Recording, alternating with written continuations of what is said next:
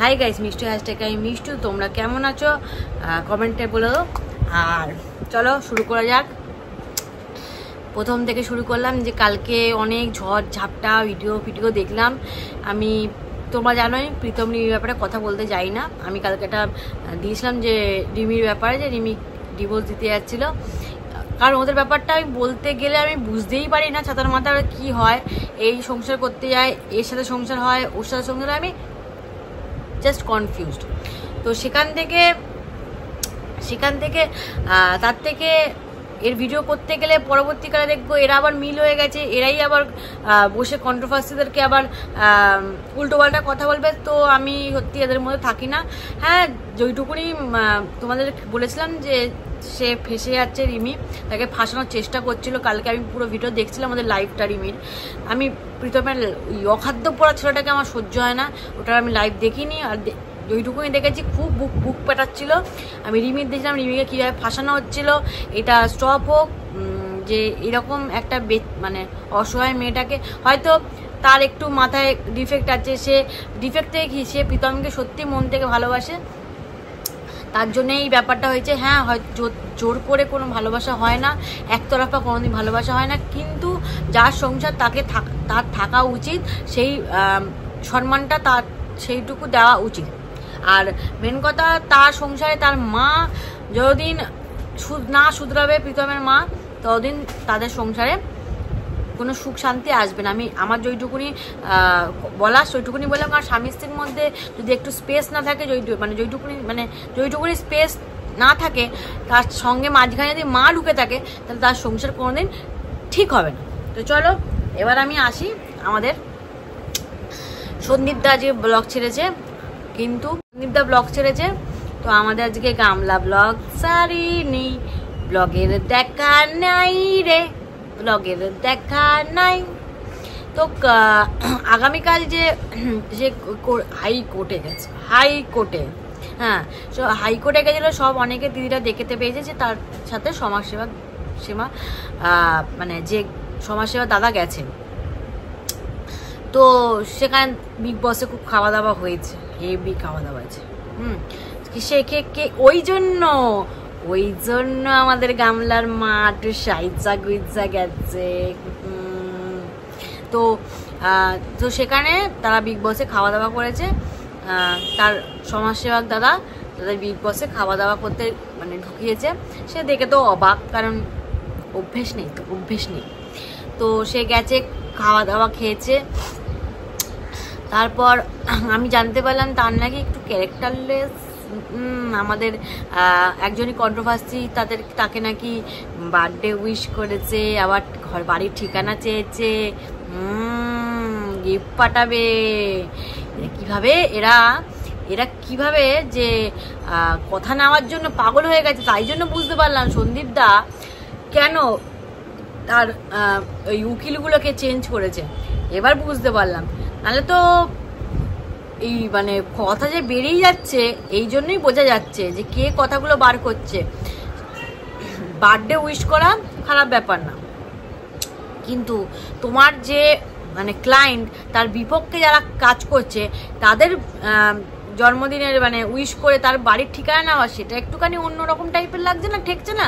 হয়তো কোনো খবর পাচ্ছে না বলে তার জন্য অন্যরকম লাগছে। সে খবর নিতে চাইছে কি হয়েছে, কারণ এখন তো কোনো খবর লিক হচ্ছে না। খবরটা লিক হচ্ছিল বলেই তো মানে সে সব কিছু বুঝে যাচ্ছিলো, সব কিছু কী হয় প্ল্যান ম্যাপই চলছিল।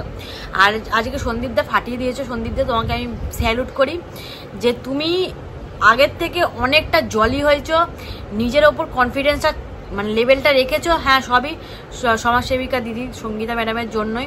তারপর প্রথম তো আমি দেবই একদম সীমাদির জন্যই, যে এত দূর অবধি টেনে নিয়ে এসছে। তারপরে তো সঙ্গীতা ম্যাডাম এক ঠাকুরের মতন হাত দিয়েছে। তো সেখান থেকে তোমার কনফিডেন্স লেভেলটা একদম হ্যাটস অফ। তো তুমি যে কনফিডেন্সলি বলছো সব কিছু, যে সব ঠিকঠাক এবার লাইনে যাচ্ছে। হ্যাঁ, এবার সব ঠিকঠাক লাইনে যাচ্ছে। তো কারণ যার হাত ধরেছে সে একদম প্রপার সঠিক জনের হাত ধরে এগোচ্ছ তো ঠিকঠাক যাবেই নর্মালি।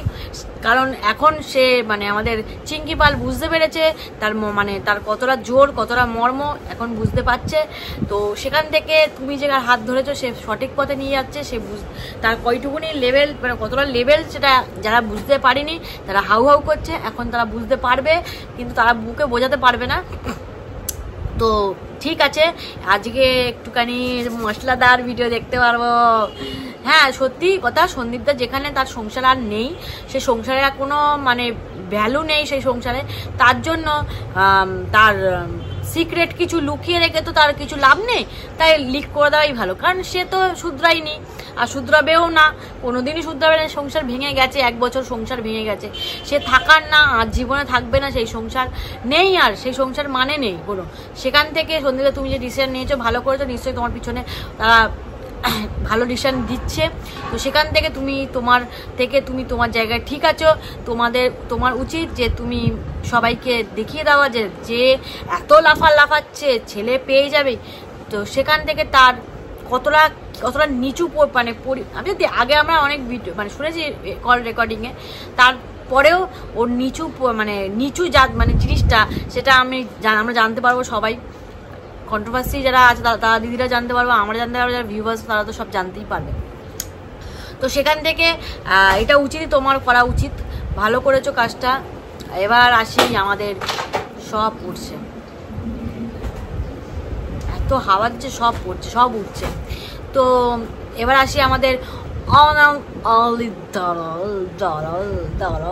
আমার না ভীষণ এরভাবে কথা বলতে মানে খুব ভালো লাগে, মানে যাকে বলি। তো সে বলছে যে সমাজসেবা দাদা বলছে সরি ওই যে সন্দীপ দা সব যারা কন্ট্রোভার্সি করে তাকে নাকি কি কমেন্ট করেছে যে সীমাদি সবাই যারা আছে তাদেরকে সেই ভিডিওতে সম্মান করে, যে করেই হোক। হ্যাঁ করে তো, কারণ তার মা বাবা শিক্ষাটা এরকমভাবেই দিয়েছে যে সে যাকে হেল্প করে তাকে সম্মান দেয়। কিন্তু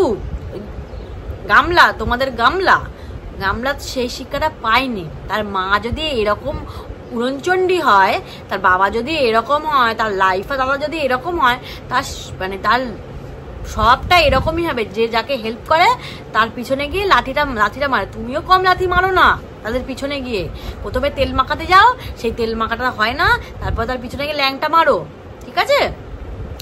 তো সেখান থেকে মানে শিক্ষাটা নিজের মুখ থেকেই বেরোলো। সন্দীপদের শিক্ষাটা কত লেভেলে, তার কাছে ছেলে থাকলে হয়তো খারাপ থাকবে না, সে এরকম শিক্ষিত হবে যে যাকে হেল্প করবে তাকে ছোট না করে তাকে জোর গলায় তাকে সম্মান করবে। তাহলে তার ছেলে কি সম্মানিত হবে, তার কত ভালো একটা ছেলে তৈরি হবে। এবার সে তোমার মুখ থেকেই বেরিয়ে গেল, যে যারা ভিউয়ার্স তাদের মুখ দিয়ে বেরিয়েছে যে ছেলে কার কাছে থাকলে মানুষ হবে, মানুষের মতন, এটা বেরিয়ে গেল। তো সন্দীপদা যে পথে যাচ্ছে সবথেকে ভালো পথে যাচ্ছে, আর এরকম লাফালাফি করে লাভ নেই। যখন যেটা দেখা যাবে, কারণ তার তো দালাল বলেই দিয়েছে যে যখন যেটা হবে সেটা, এখন লাফালাফি করে মিষ্টি খাইয়ে লাভ নেই। আমার না কেমন একটা খটকা লাগছে, মিষ্টিটা থোড়ি অন্য কেস করার জন্য মিষ্টিটা খাওয়ায়নি তো, আর কেমন একটা লাগছে, কারণ অন্য সুখবর মনে হচ্ছে আমার। কারণ একটা পিটিশন জমা দেওয়ার পর থেকেই এরকম লাফালাফিটা একটা মানে ছেলে হবে, ছেলে চলে আসছে, জানি না কি ব্যাপারটা। তার মধ্যে যে উকিল ধরেছে সে তো একদম মানে এক লেভেলের। সেখানে যে ওই যে তোমরা দেখবে ওই যে আমাদের সায়েন্স সিটি বিল্ডিংটা দেখাচ্ছিল, সেই বিল্ডিংটা নিজে মুখেই গামলা বলছিল যে এত কোটি টাকা দাম। তো সেখানে ও মানে উকিলটা বলছিল যে, উকিল না সমাজসেবা জানি না, মানে সমাজসেবাই হয়তো বলছিল সেই, বা উকিল বলছিল যে এখানে আমি পার্টির কাজে এসছিলাম।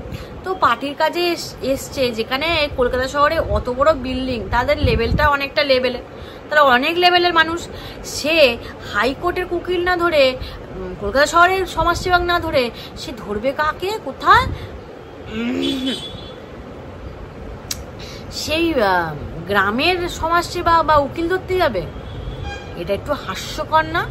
এই জনতাদের জন্য হাস্যকর না যে অত বড় বিল্ডিং এর ওনার যারা হবে তারা ওই হাসনাবাদের মতন জায়গায় সেখানকার উকিল ধরতে যাবে? এটাই মানতে পারলাম না। মানে এখানেই বোঝা যাচ্ছে তাদের উকিলের দমটা কিরকম আর সে কি অবস্থা, মানে কি লেভেলের। তো সেখান থেকে বললাম তো আজকে আমরা জমজমাট আসল পরিচয় দেখতে পাবো। পরিচয় তো পেয়ে গেছি, তো একটুখানি ভালো করে দেখতে পাবো আজকে গামলার পরিচয় কি। আজকে তো ব্লগের দেখা নাই রে, ব্লগের দেখা নাই। তো তোমরা অপেক্ষায় আছি, আমরাও অপেক্ষায় আছি। Wait and watch. সন্দীপদা আবার ওয়েট অ্যান্ড ওয়াচ করালো, কি মজা। তো এটাই কথা যে যেটা হবে ভালোর জন্যই হবে। আর একটা লাস্টে একটা কথা বলে যাই যে পরে নেক্সট ভিডিওতে আমি আসবই, কারণ ভালো ভালো জিনিস আসছে না, একটু তাই নিয়ে একটু মচরি করবো না।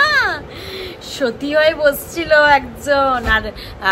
আর এই যে আমাদের এই গঞ্জয় যে কি বাড়াবাড়ি করেছে, কি নোংরা কি করেছে, তোমরা প্লিজ দয়া করে ওর চ্যানেলটা বয়কট করো। কারণ ও সব থেকে নোংরা জঘন্য একটা মানুষ। তোমাদের সবাইকে বলছি প্লিজ ওর চ্যানেলটাকে বয়কট করো।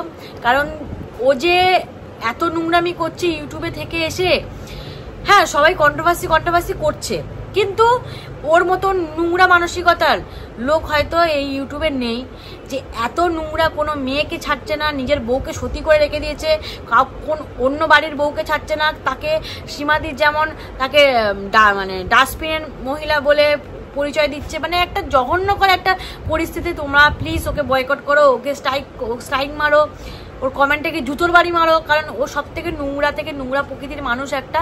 ওর ভিডিও দেখো না, আমি তো দেখি না। তো চলো নেক্সট ভিডিওতে আবার আসছি। টাটা। আজকের একটু মুচড়ি হবে আমাদের একটু গামলোর। চলো টাটা।